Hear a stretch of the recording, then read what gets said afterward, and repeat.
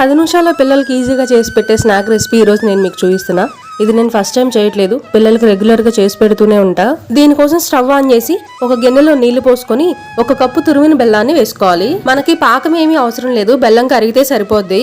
కరిగిన బెల్లాన్ని ఇలా వడకట్టుకోవాలండి. నలగలు గానీ పీచులు గానీ ఏమైనా ఉంటే పోతాయి. ఇప్పుడు దీంట్లోకి 2 కప్పులు గోధుమ పిండి, కొద్దిగా ఉప్పు, కొద్దిగా సోడా ఉప్పు వేసి బాగా మిక్స్ చేసుకోవాలి.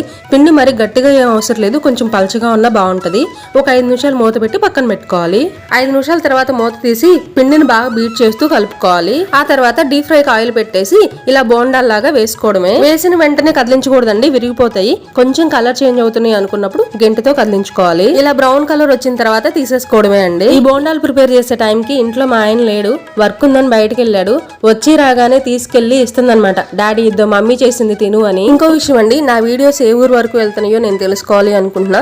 మీరు ఎక్కడి నుంచి చూస్తున్నారు కామెంట్ చేయండి. ఉంటాను.